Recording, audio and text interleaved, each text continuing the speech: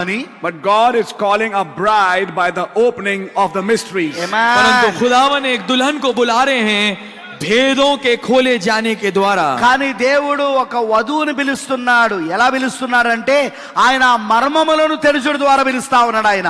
You know, Brother Branham preached another message. आप जानते हैं भाई ब्रैनम ने एक और संदेश प्रचार किया. సో బ్రహ్మం గారు మరొక వర్తమానం బోధించాడు, మీకు తెలుసా? God is identified by his characteristics. खुदावंद अपने ही चरित्रों के द्वारा पहचाना जाता है. మరి దేవుడు తన గుణలక్షణముల ద్వారా ఆయన గుర్తించబడతాడు. I'll show you one of his characteristics. मैं आपको उनके चरित्रों में से एक दिखाऊंगा. నేను ఆయన యొక్క గుణలక్షణంలో ఒకటి నేను మీకు చూపిస్తాను. Turn with me to the book of Matthew. मेरे साथ निकाल लीजिए मत्ती की इंजील में. మత్తయి సువార్త వైపు తిప్పండి నాతో పాటు. Chapter 13 verse 10 and 11. 13वां अध्याय 10वीं और 11वीं आयत. 13వ అధ్యాయము 10, 11 వచనాలు. And it says here, and the disciples came and said unto him, why speakest thou unto them in parables? He answered and said unto them, because it is given unto you to know the mysteries of the kingdom of heaven, but to them it is not given. चेलों ने पास आकर उससे कहा, तू लोगों से दृष्टांतों में क्यों बातें करता है? उसने उत्तर दिया, तुमको स्वर्ग के राज के भेदों की समझ दी गई है, पर उनको नहीं. తర్వాత శిష్యులు వచ్చి, నువ్వు ఉపమాన రీతిగా ఎందుకు వారితో మాట్లాడుచున్నావని ఆయన అడగగా ఆయన వారితో ఇట్లా, నేను పరలోక రాజ్య మర్మములు ఎరుగుట మీకు అనుగ్రహించబడి ఉన్నది కానీ వారికి అనుగ్రహించబడలేదు.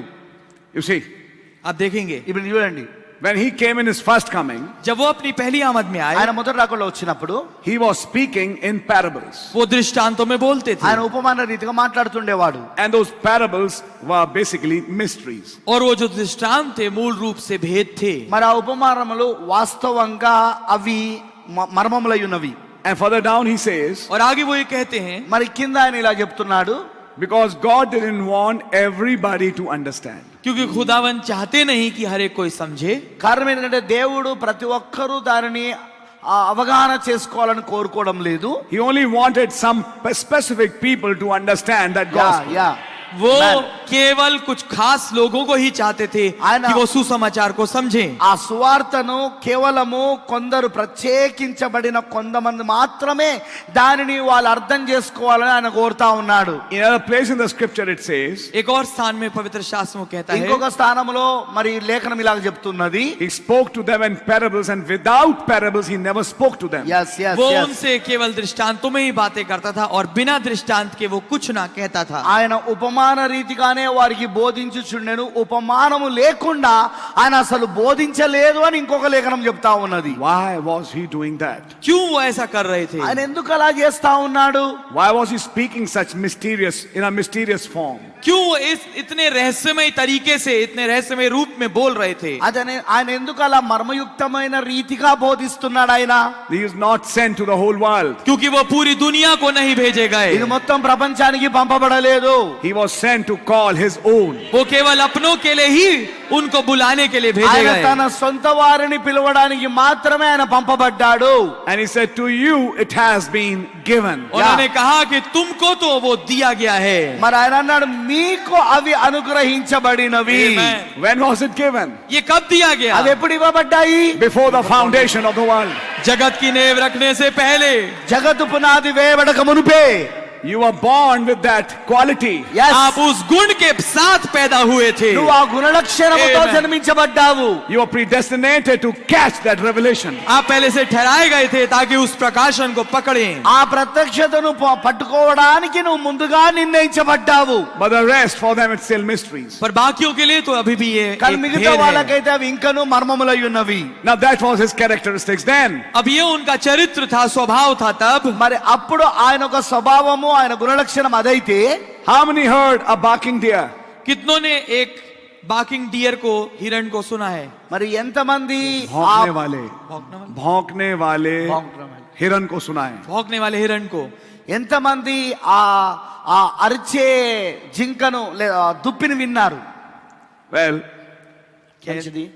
if most of you have not. Okay. How many heard a dog?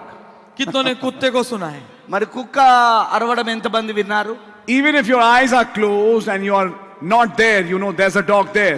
यहाँ तक कि अगर आपकी आंखें बंद हो और आपको वहां ना हो तो आपको समझ में आ जाएगा कहीं आसपास कुत्ता है। ఒకవేళ గనుక మీరు కళ్ళు మూసుకున్నా మరి ఆ అరుపు మీకు వినబడిందంటే మీకు తెలుసు అక్కడ కుక్కున్నదని. He has a way of barking. उसका एक तरीका होता है भौंकने का। మరి అది అరవడానికి అది అది అలా అరవడానికి దానికి ఒక విధానం ఉంటది. He has his own characteristics which identify him as a dog. Yes. उसके अपने कुछ चरित्र हैं और तरीके हैं जो कि उसकी पहचान देते हैं कि वो एक कुत्ता है। అది కుక్క అని గుర్తించబడుటకు దానికి ఒక సొంత గుణలక్షణం ఉంటుంది, సొంత విధానం ఉంటుంది దాని అరుపులను బట్టి. You heard a crow, you heard a dove. आपने एक फाक्ता को सुना होगा और आपने कौवे को सुना होगा। నీవు కాకి యొక్క స్వరము వినుండవచ్చు, అదే విధంగా మీరు పావురము కూడా అరవడం మీరు వినుండొచ్చు. And you know that's a dove and that's a crow. और आप जान जाते हैं कि ये तो फाक्ता है और ये एक कौवा है। అప్పుడు నువ్వు ఇలా చెప్పగలుగుతావు ఇది కాకి అరుపై ఉన్నది మరి ఇది పావురపు అరుపై ఉన్నదని. In a similar way, उसी तरीके से అదే విధానములో our God had certain characteristics. हमारे खुदा के कुछ खास स्वभाव और खास चरित्र थे। మరి మన యొక్క దేవుని కూడా ఒక ఫలానా గుణలక్షణాలు అనేవి ఉన్నవి. And he never changes it. और वो उन्हें कभी नहीं అవి बदलते। ఎన్నడూ కూడా మార్పు చెందవు. It was his characteristics when he came and talked to the public, he talked with them in mysteries. ये उनका चरित्र था कि जब वो जनता से बात करते थे लोगों से तो वो उनसे भेदों में बात करते थे। ఆయన ప్రజలతో మాట్లాడుతున్నప్పుడు జనులతో మాట్లాడుతున్నప్పుడు ఆయన యొక్క గుణలక్షణం ఏంటిదంటే ఆయన ఉపమాన రీతిగా మాట్లాడేవాడు ఆయన. Why not preach in such a way that everybody understands? क्यों नहीं ऐसे तरीके से प्रचार किया जाए कि हर एक कोई समझ जाए? ఎందుకు ప్రతి ఒక్కరు కూడా అర్థం చేసుకునే విధముగా ఆయన బోధించకూడదు? Everybody says amen, everybody says hallelujah. I have understood very clearly what was preached. हर एक कोई कहे आमीन, हर एक कोई कहे hallelujah.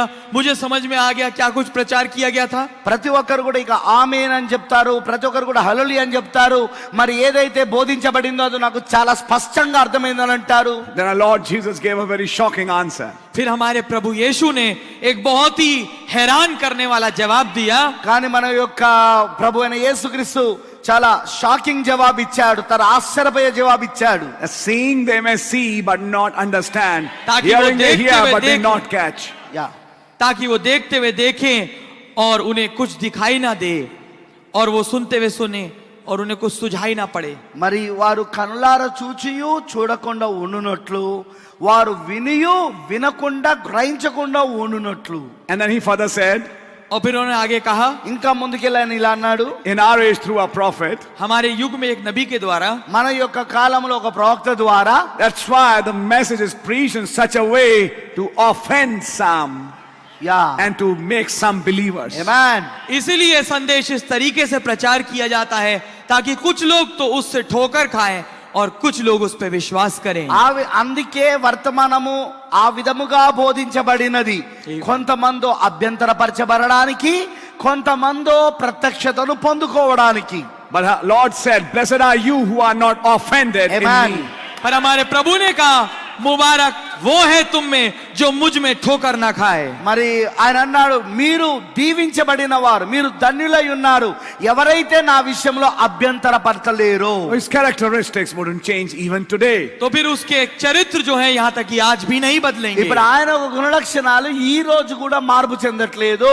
What will the way he'll be talking now? किस तरीके से वो आज बात कर रहे होंगे? ఈ రోజు ఆయన ఏ విధముగా మాట్లాడుతూ ఉంటాడు? His ways would be same. उनके तरीके समान होंगे। ఆయన విధానములు అలాగునే ఉండి ఉంటాయి. When God incarnated behind a man today, जब खुदा मुजस्सम हुआ, देधारी हुआ एक आदमी के देह के पीछे आज, మరి ఈ రోజున దేవుడు గనుక ఒక మనుషునిలో శరీరధారై ఆ మనుషుని వెనకాల ఉండి బోధిస్తున్నట్లయితే, he again started speaking mysteries. उसने फिर से भेदों में बात करना चालू किया। ఆయన మరలా మర్మయుక్తముగా మాట్లాడడం మొదలుపెట్టాడు. Seeing those mysteries, you can identify the characteristics of God. आमेन। उन भेदों को देखने के द्वारा आप भली भांति पहचान सकते हैं खुदा के चरित्र को वहां पर। ఆ మర్మములను చూచుట ద్వారా దేవుని యొక్క గుణలక్షణాలను నువ్వు గుర్తించగలుగుతున్నావు. Now you know that's the same Jesus 2000 years back, same Jesus today who's speaking. Amen. तो अब आप जान पाते हैं कि वही यीशु जो 2000 साल पहले था वही यीशु यहाँ है जो अब बोलता है। ఇప్పుడు నువ్వు గుర్తించగలుగుతున్నావు 2000 సంవత్సరాల క్రితము ఏ యేసు అయితే మాట్లాడి ఉన్నాడో ఇప్పుడు అదే యేసు నేడు కూడా మనతో మాట్లాడుతా ఉన్నాడని. And why is he speaking like that today? और फिर वो आज ऐसा क्यों बोल रहा है? మరి ఆయన ఈ రోజు ఎందుకు ఆ విధంగా మాట్లాడుతున్నాడు? Because every meeting has 3 kinds of believers. क्योंकि हर एक मीटिंग में 3 किस्म के विश्वासी होते కారణం हैं ఏంటంటే ప్రతి కూటమిలో 3 రకాల విశ్వాసులు ఉంటారు. And his main message is for believers. Yes. और उसका मुख्य संदेश केवल विश्वासियों के लिए ఆయన है। ముఖ్యమైన వర్తమానం విశ్వాసులకు మాత్రమే. That's why इसलिए ఆ కారణాన్ని బట్టి everybody can't understand it. हर एक कोई इसको समझ नहीं पाएगा। అందుకే ప్రతి ఒక్కరు దీన్ని అర్థం చేసుకోలేరు. If somebody doesn't understand it and say, you are wrong, you're this, you're that, you say, God bless you, we'll pray for you. अगर कोई इसको समझ ना पाया हो, कहे तुम गलत हो, ये है वो है, तुम ऐसे हो वैसे हो, तो आप बस ये कहिए खुदावन आपको बरकत दे, हम आपके लिए दुआ मांगेंगे। కాబట్టి ఎవరైనా మీరు చెప్పేది అర్థం చేసుకోకుండా ఉన్నారనుకో, అలా మీరు ఇలాంటి వాళ్ళు, మీరు అలాంటి వాళ్ళు, మీరు ఇట్లా చెప్తున్నారు, మీరు అట్లా చెప్తున్నారంటే ఒకటే మాట, దేవుడు నిన్ను దీవించును గాక బ్రదర్ అని చెప్పు. And you will find చాలా ఆసక్తికరమైన విషయం. when he preached those parables and mysteries, जब उन्होंने उन भेदों को और दृष्टांतों को प्रचार किया, ఆయన ఎప్పుడైతే ఆ యొక్క ఉపమానములను మరియు మర్మములను ఆయన బోధించాడో, nobody came and said, Lord, what was the meaning? Yes, कोई भी नहीं आया पूछने के लिए प्रभु इसका मतलब क्या है। మరి ఎవ్వరు కూడా వచ్చి ఇలా అడగలేదు, ప్రభువా వీటి యొక్క అర్థాలు ఏంటి ప్రభువా అని.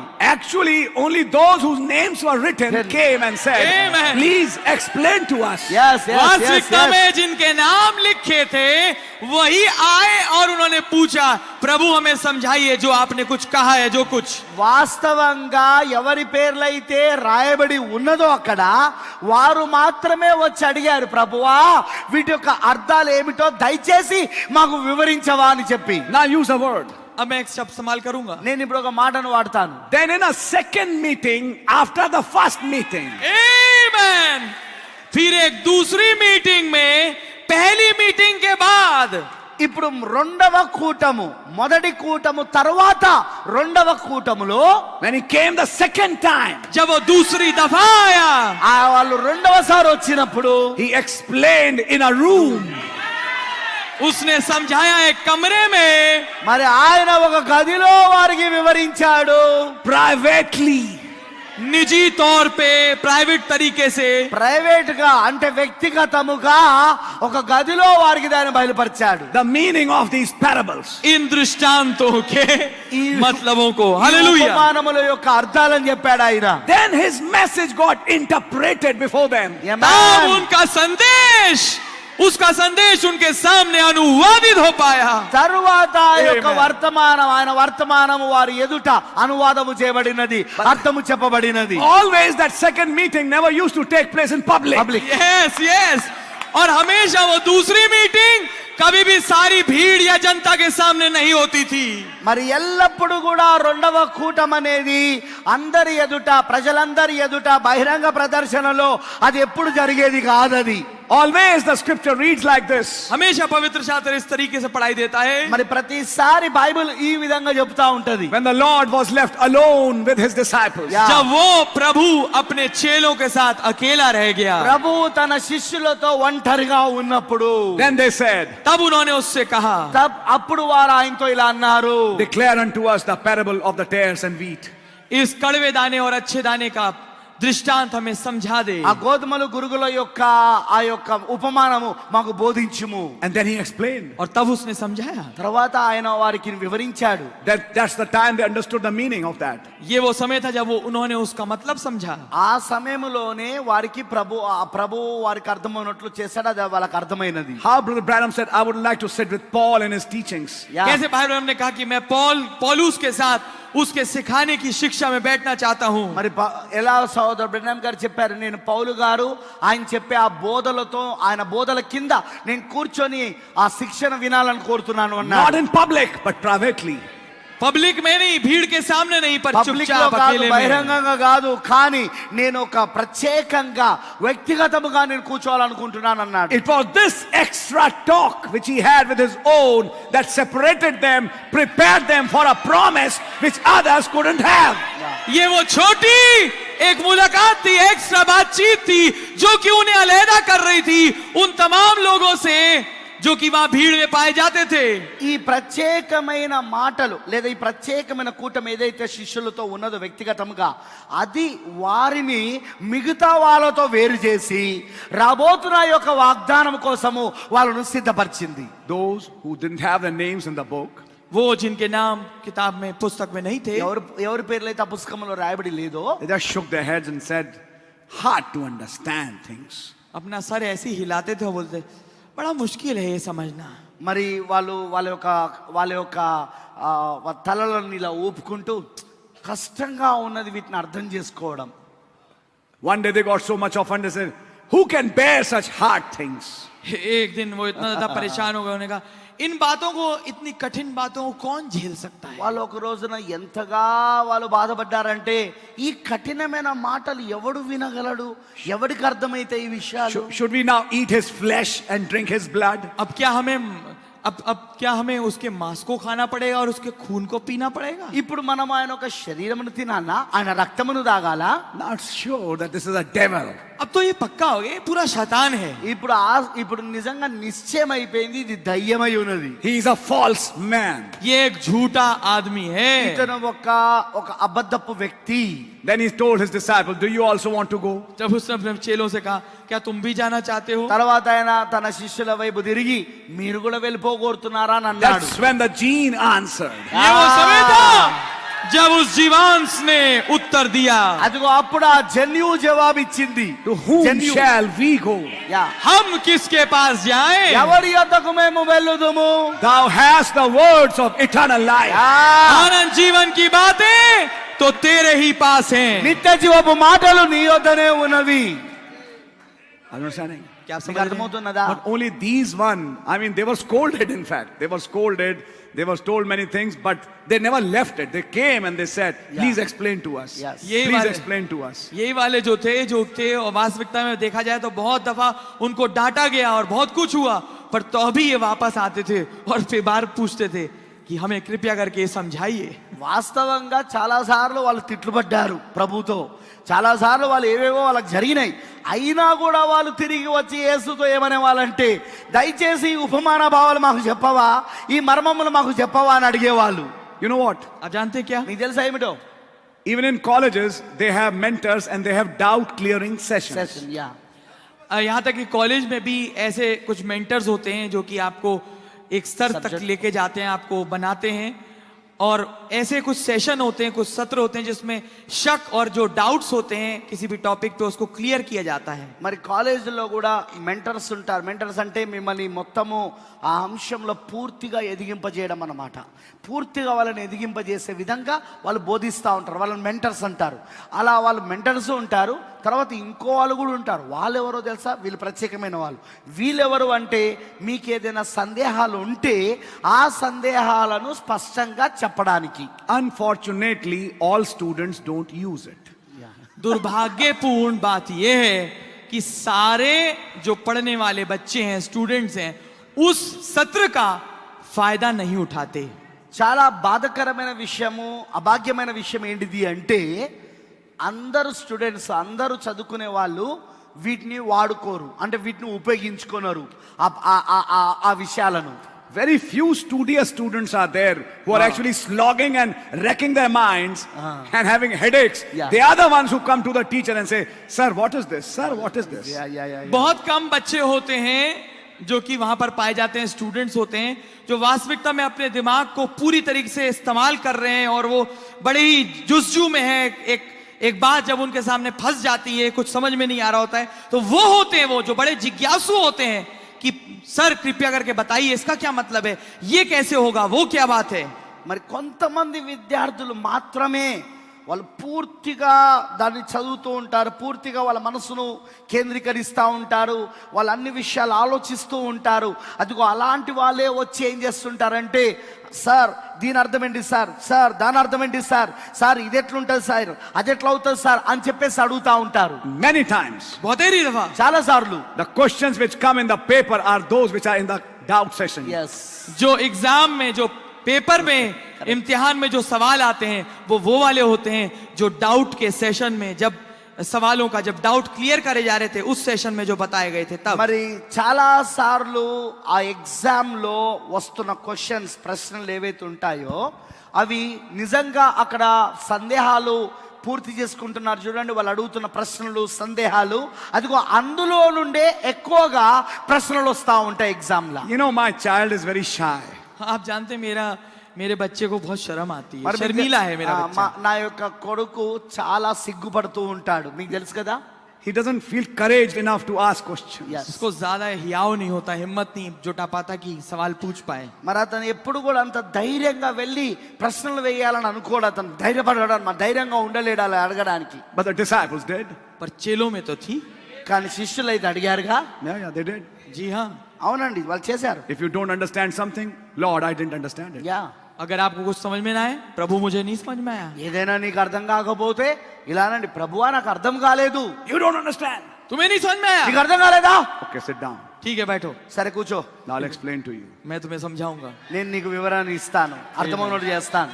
On one hand, he scolds, on the other hand, he explains. Yeah, एक तरफ वो डांटते हैं और दूसरी तरफ वो समझाते भी हैं। ఒకవైపు తిట్లు తిడతాడు, ఇంకో వైపు మరలా దానికి కరెక్ట్ గా వివరణ ఇస్తాడు. So you see, तो आप देखेंगे, కాబట్టి ఇప్పుడు మీరు చూడండి, and the rest, और बाकी के మరి మిగతా వాళ్ళ సంగతి. eat 5 loaves and 2 fishes and go home. 5 रोटी 2 मछली खाओ और घर जाओ। మరి 5 రొట్టెలు 2 చేపలు తిందాం, ఇంటికి వెళ్ళిపోదాం. They're not even interested. उन्हें कोई जरूरत भी नहीं, कोई दिलचस्पी వారికి नहीं। అసలు ఎలాంటి ఆసక్తి కూడా ఉండదు. Now I'll use this word. अब मैं इस शब्द का प्रयोग మరి करूंगा। ఇప్పుడు ఈ మాట నేను వాడతాను. This extra edge they had by hearing from these private meetings was what separated them from the general public in that age.